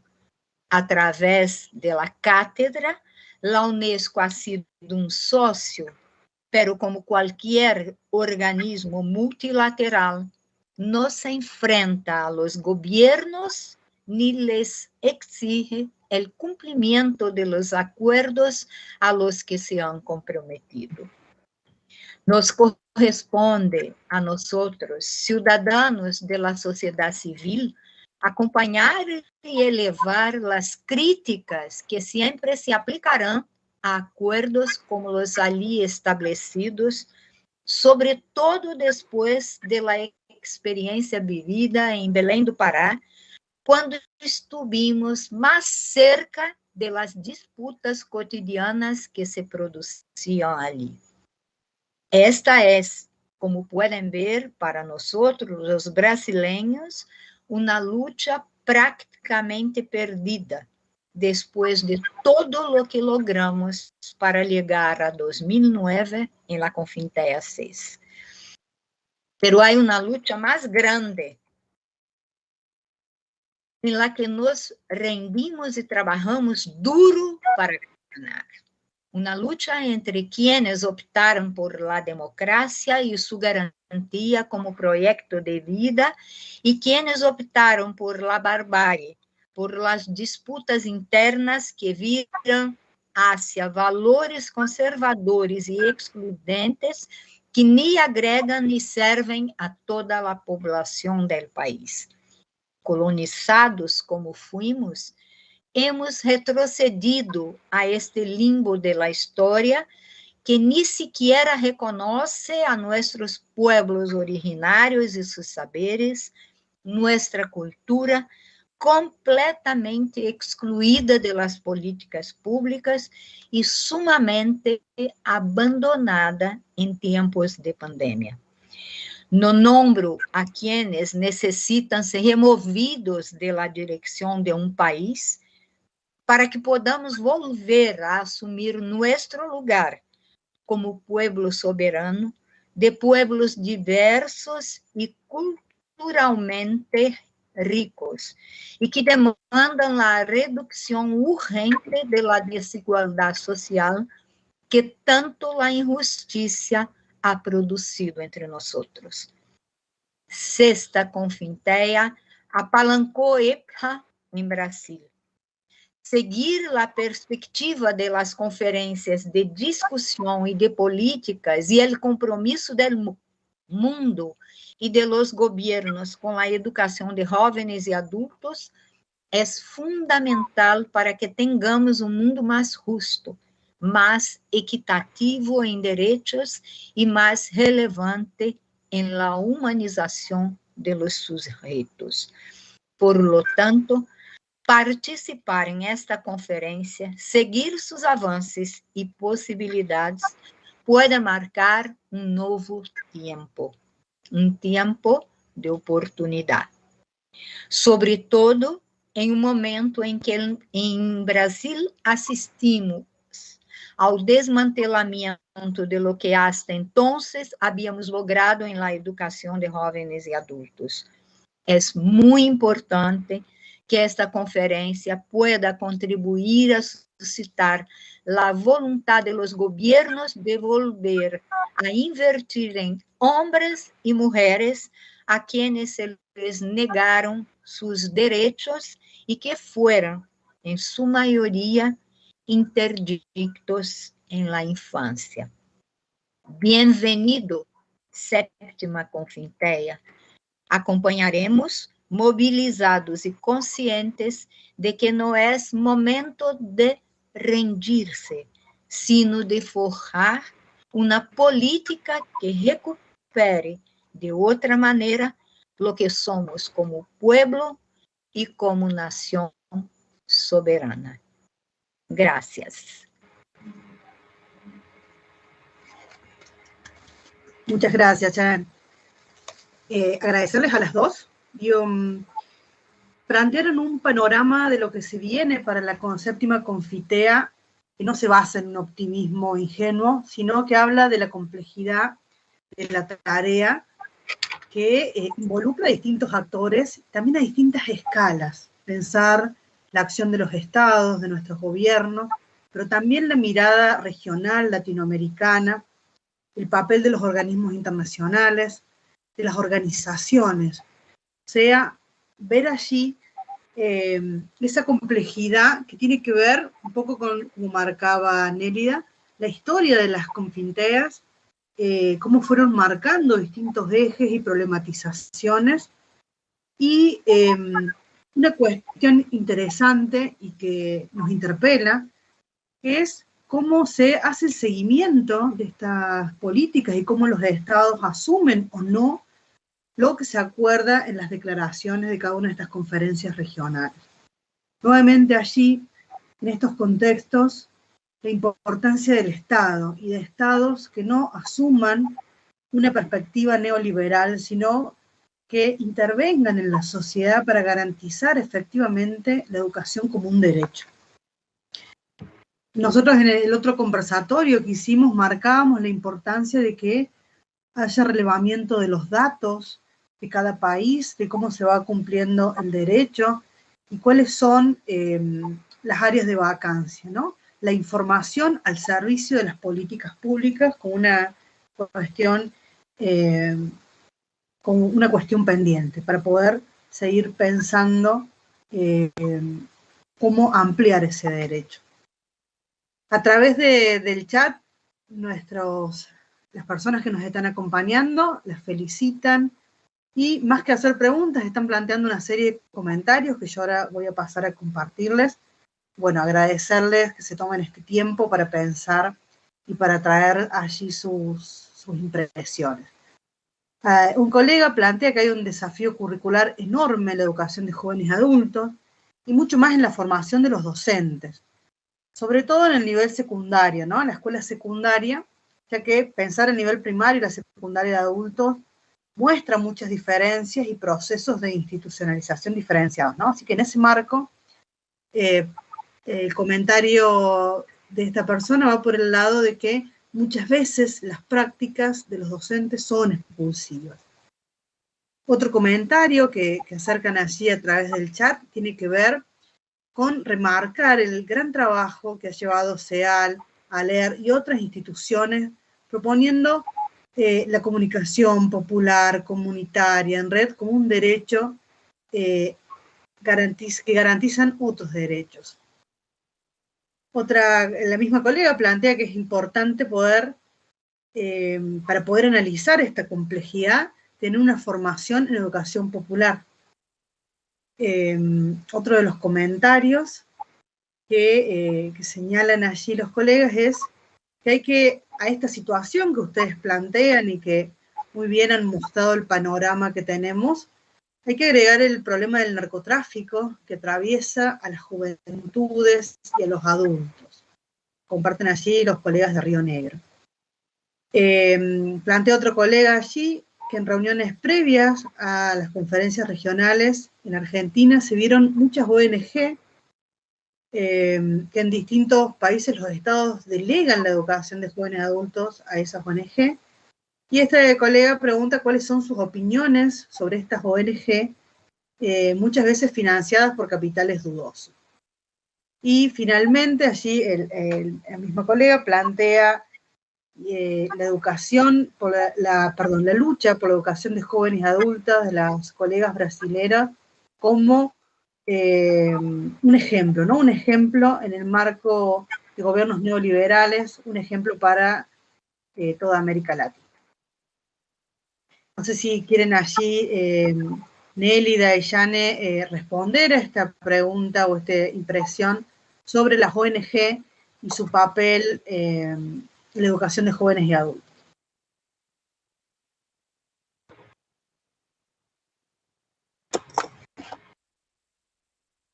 Sí.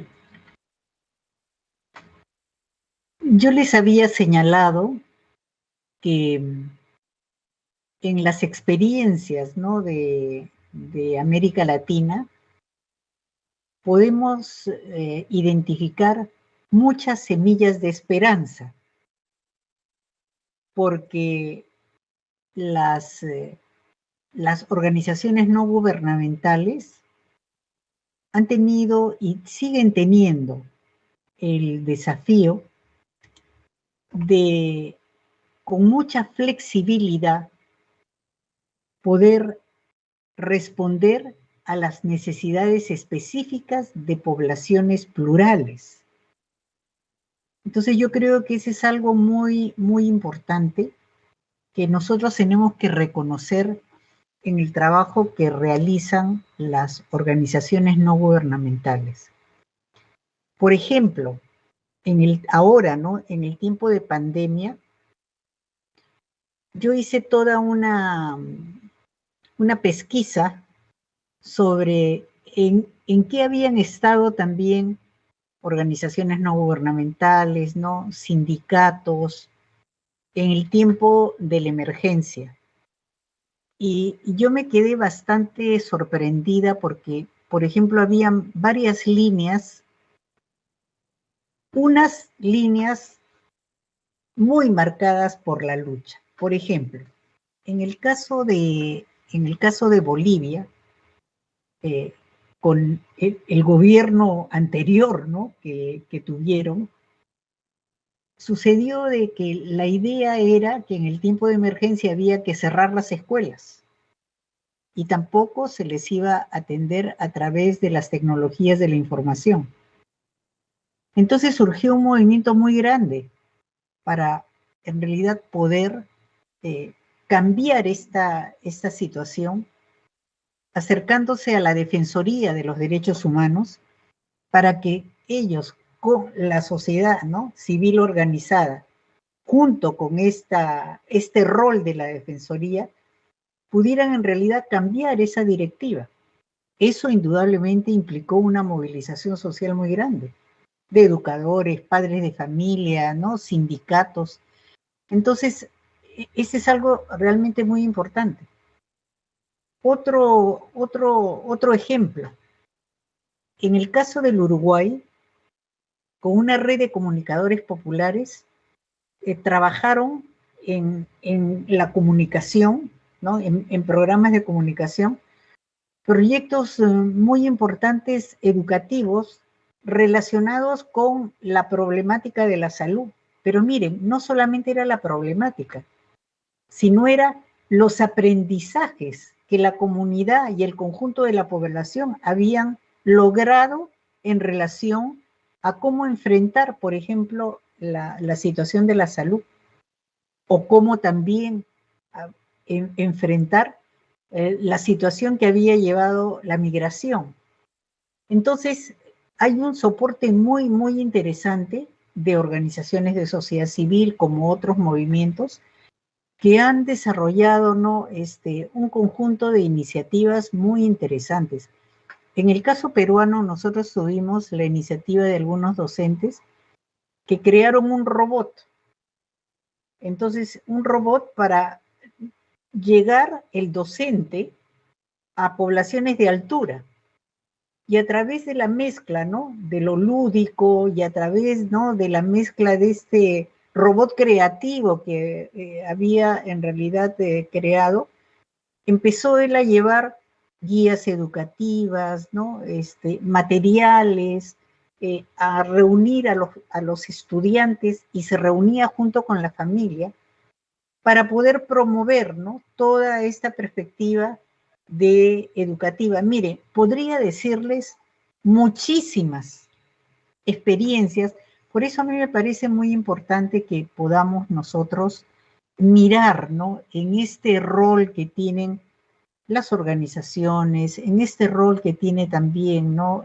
Estas diferentes instituciones de sociedad civil, porque también hay instituciones de iglesia, ¿no? Hay instituciones de iglesia que realmente en toda esta etapa han mostrado una gran sensibilidad por un lado, y esa flexibilidad que se le está exigiendo también, como decía un colega que me pareció muy importante, este desafío curricular. Y hablando del desafío curricular, me parece a mí también fundamental que pensemos entre todos nosotros lo siguiente. Por ejemplo, en el Perú, en la zona sur, en la zona de Puno, con la mirada, ¿no? de descentralización, crearon un currículum por saberes, no un currículum por competencias. ¿Por qué? Porque como es una zona fundamentalmente andina, con un desarrollo cultural muy, muy específico, entonces el tema de las competencias resultaba pues un enjambre para poder en realidad desarrollar todo lo que era el proceso educativo y el proceso de aprendizaje. Entonces yo sí creo, ¿no? que toda esta situación nos está presentando desafíos también para repensar eso que estamos haciendo ahora. Por esos currículos por competencias, que yo creo que es importante también revisar. ¿Hasta dónde da eso? ¿Promueve en realidad esta mirada heterogénea? ¿Contribuye, ¿no? a esto? ¿O en realidad siempre estamos viendo, ¿no? los aspectos más homogéneos? Entonces yo le agradezco muchísimo, ¿no? la pregunta, ¿no? a este colega, y nuevamente señalarles que sí me parece también muy importante. Nosotros tenemos una rica tradición de educación popular en América Latina. Por eso nos pareció a nosotros también fundamental, como decía Yane, que por primera vez, ¿no? en la América Latina se haya desarrollado esta confitea, pero en la patria, ¿no es así? Decíamos nosotros de Paulo Freire, que dio un aporte muy importante. Y algo que yo les quiero señalar es, en la práctica, ¿no? de Paulo Freire, él tuvo un trabajo interesantísimo con las universidades. Y en relación, por ejemplo, al trabajo con universidades, generó también en las universidades áreas de trabajo cultural a través de la radio, ¿no? a través de diferentes estrategias educativas, pero con la universidad. Y junto a ello, también todo este movimiento muy interesante que después, bueno, se ha llamado la nueva escuela, ¿no es así? Entonces yo creo que tenemos el reto, ¿no? de asumir nuevamente, de enriquecer, de recrear toda esta perspectiva de la educación popular, que está muy articulada también a la educación de personas jóvenes y adultas, Porque, por ejemplo, nuestro querido Paulo Freire y otros educadores que antecedieron a Paulo Freire en nuestro continente. Nosotros tenemos riquísimas experiencias, tenemos a José Carlos Mariátegui, tenemos a Encinas, ¿no? Tenemos a mujeres interesantísimas, lo mismo ustedes en Argentina, ¿no? Esas historias hay que recuperar, de esas educaciones para el cambio, para la transformación, y como dijo Yane, muy interesante, ¿no? Para que los actores sociales sean los actores de la transformación. Y ese es el eje fundamental de la transformación personal, pero también de la transformación política, social, ¿no? Que requieren nuestros países, porque estamos en una arremetida conservadora muy grande en nuestra América Latina. Gracias. Mariana, eu agora preciso falar em português. Vou falar mais lentamente, despacito, mas teria o seguinte a comentar. Entre nós, eu acho que nós temos dois momentos muito marcantes com a história das ONGs. O primeiro momento é um momento quando os brasileiros exilados com a ditadura civil-militar voltam da Europa, principalmente, e trazem a experiência das ONGs europeias e da solidariedade que se prestava aos países do chamado, então, Terceiro Mundo, para construir resistência e organização da sociedade civil. Essas ONGs, né, eu conheci, eu digo, Nélida, que eu sou já testemunha da história, um pouco protagonista, porque eu já vi tanta coisa com o tempo que eu já tenho militando na educação, que eu conheci várias ONGs extremamente sérias e que vieram trazendo uma perspectiva de organização da sociedade. Essa mudança começou a se dar nos anos 90, mais na segunda metade dos anos 90, no governo Fernando Henrique Cardoso, quando passamos a ter não mais o apoio internacional para que essas ONGs pudessem desenvolver suas tarefas, porque com a queda do Muro de Berlim, o apoio internacional se voltou aos países do leste europeu, e as ONGs brasileiras passavam a ter de disputar recursos públicos que o governo já neoliberal de Fernando Henrique Cardoso estimulava. Algumas não aceitaram isto e terminaram.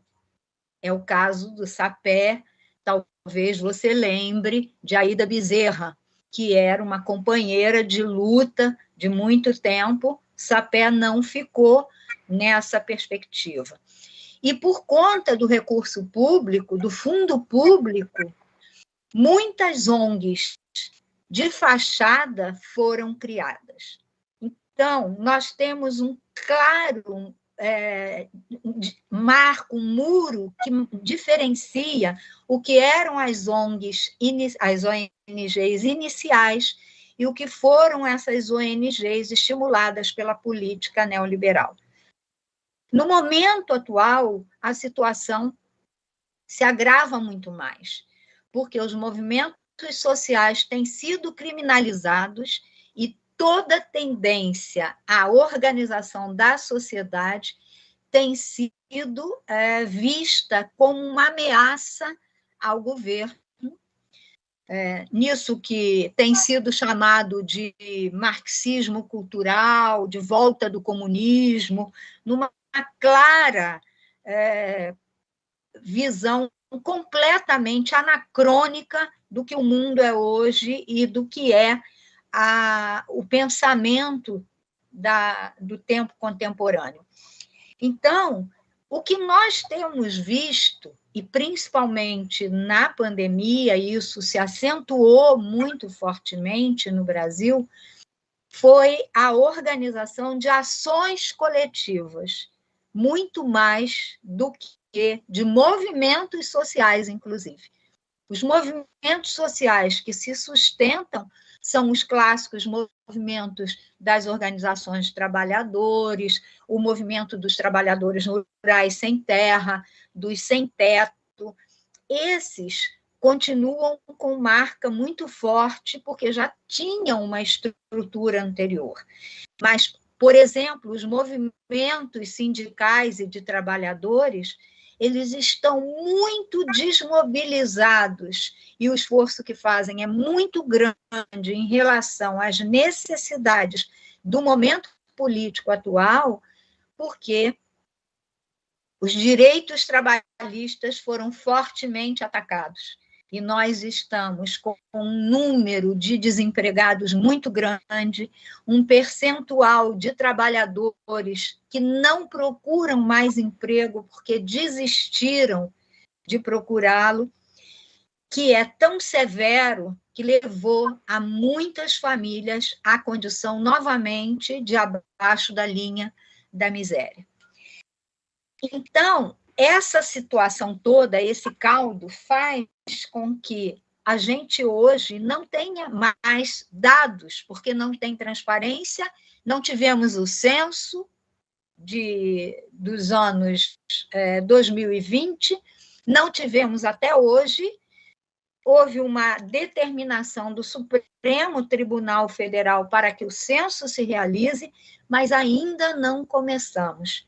E esse censo, que o último foi de 2010, ele tem dados que não sustentam todo o movimento da pandemia que vivemos e de tudo o que aconteceu com a pandemia. Um dos dados mais fortes que hoje os pesquisadores na área sanitária têm mostrado é que o número de vitimados pela doença no Brasil é muito maior pela subnotificação que ainda assim nós temos, apesar de já estarmos com quase 670 mil mortos. Então, e do ponto de vista das ações e das intervenções que os governos passaram a fazer, não foi, então, estimulando as organizações não governamentais, mas foi construindo as respostas para a situação dos 2 anos de isolamento social por dentro dos governos, mas com diferenças muito marcantes.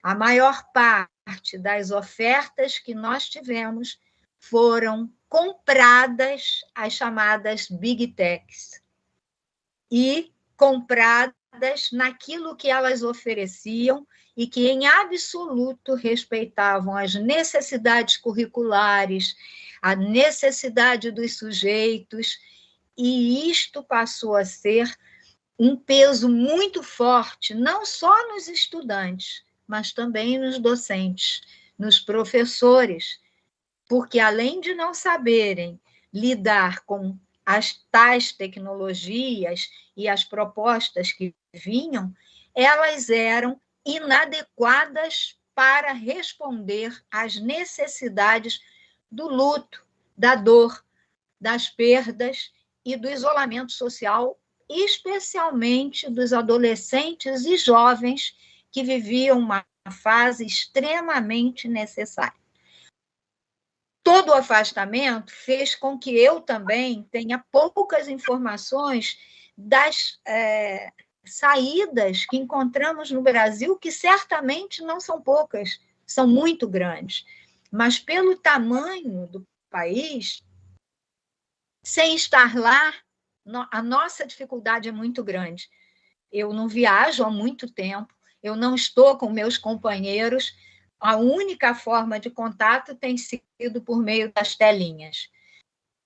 Nós nos valemos disso e sabemos algumas coisas diante das lives que fizemos, das temáticas que foram produzidas, que não foram poucas, foram muitas, mas que sempre falaram com 4, 5 pessoas e apenas receberam algumas informações de um público que a gente nem vê. Então, toda essa questão, né, foi tratada de forma muito desigual pelo país afora. Governos progressistas deram a ela outra configuração. Os governos conservadores mantiveram isso e apequenaram as possibilidades que nós tivemos. Na minha universidade, a universidade fez um acolhimento no primeiro semestre de 2020 aos estudantes, mas não ofereceu disciplinas até que organizasse uma plataforma capaz de fazer com que nós pudéssemos pensar não uma educação à distância, porque isso nós não aceitamos, mas um ensino remoto que pudesse ter um mínimo de mediação entre professores e estudantes e entre eles. E fomos bastante bem-sucedidos naquilo que tivemos, mas ainda assim, tanto nós docentes, muitos não sabiam lidar com essa tecnologia, não conseguiam organizar as suas ofertas, como também os nossos estudantes, até que os recursos públicos pudessem ser usados para comprar equipamentos, chips, tablets, conexões. Isso tudo leva um tempo, porque demanda um controle público dos recursos que não se faz no estalar de dedos. Então, essas dificuldades, nós continuamos a conviver com os estudantes que não conseguiam acessar, que não abriam a câmera, que não abriam sequer o microfone e não conversavam com a gente. E havia docentes e professores que não fizeram a mediação com as possibilidades da página, mas sim deram aulas síncronas o tempo todo.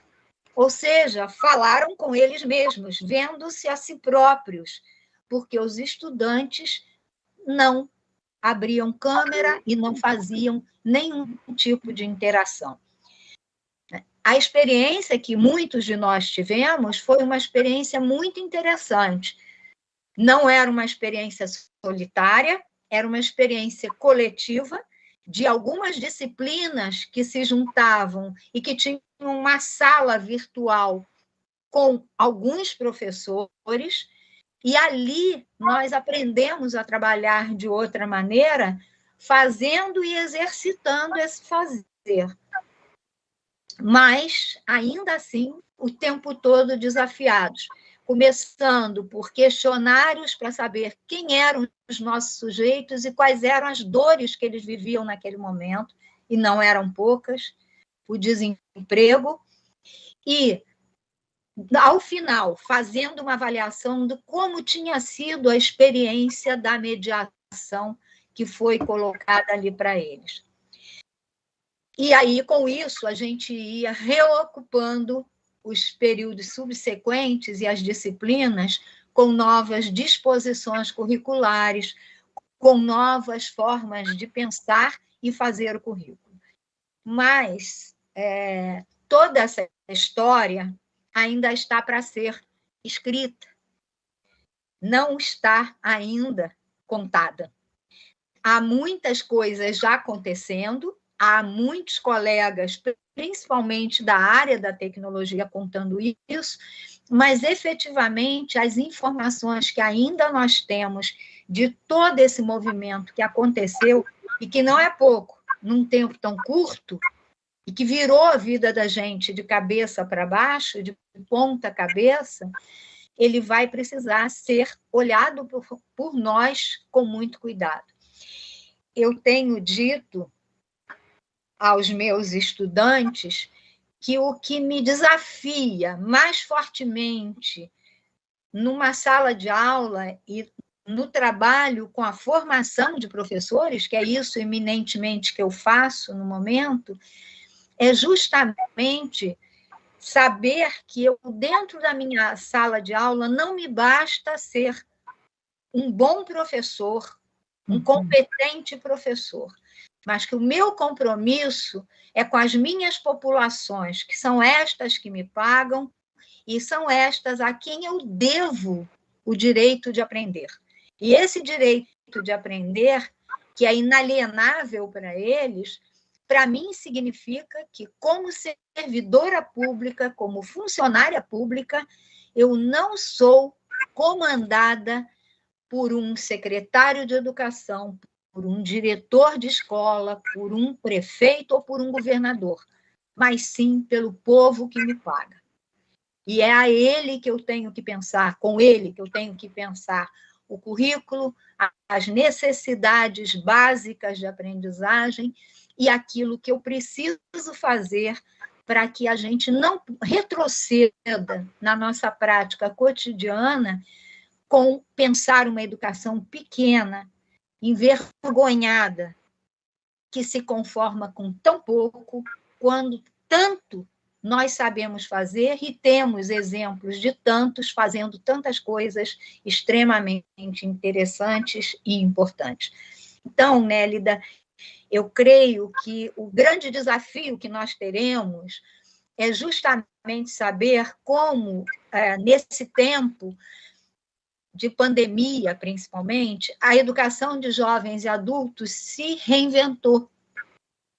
Eu não sei, eu acho que não dá tempo da gente fazer isso antes da Confinteia, mas haverá tempo até a próxima, de 2022, com 12, 2034, de nós termos um pouco mais de clareza do que fomos capazes de realizar. Porque, sem dúvida, né, nossos colegas, nossos professores, nossos colaboradores do tempo todo que fizeram conosco esse processo de resistência, não desistiram e se reinventaram, mas estamos carecendo de informações sobre como fizemos isso, né, e como resistimos e continuamos aqui, diante dessa Confinteia que nos arrasta, apesar de todas as dificuldades, que, como você bem disse, é mais uma oportunidade de nós mostrarmos o quanto somos atentos, vivos e fortes para manter o compromisso com a educação para todos e com o direito de todos. É isso. Bueno, muchas gracias. ¿Entenderon, Mariana? Muchas gracias, Jani y Nélida, por haber ampliado sus súper interesantes presentaciones. Lamentablemente, ya por el tiempo de conexión que llevamos, no podemos seguir escuchando sus aportes, que son sumamente ricos para poder pensar los desafíos. Paso la palabra a Marieta y les agradezco muchísimo que hayan compartido todos sus conocimientos y experiencias con nosotros. Un abrazo desde Argentina. Gracias, Mari. Bueno, mujeres, maravilloso. Nos quedaríamos horas escuchando y charlando y compartiendo las problemáticas y las singularidades, ¿no?, de los distintos países.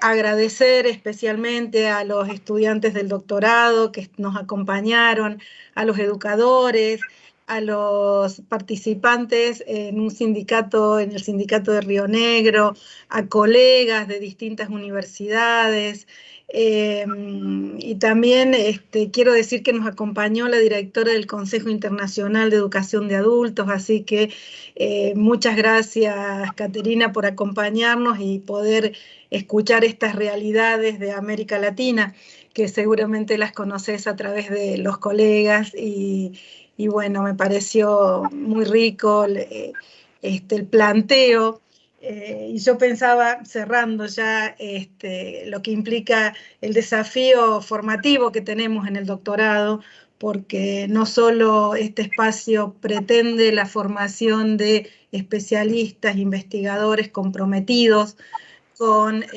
una realidad a la que estamos dedicados desde hace muchos años y que nos interpela fuertemente y cada vez más, como lo plantearon ustedes, sino una formación de especialistas, investigadores con un fuerte sentido político, un compromiso con lo que es la realidad de los jóvenes y adultos de América Latina.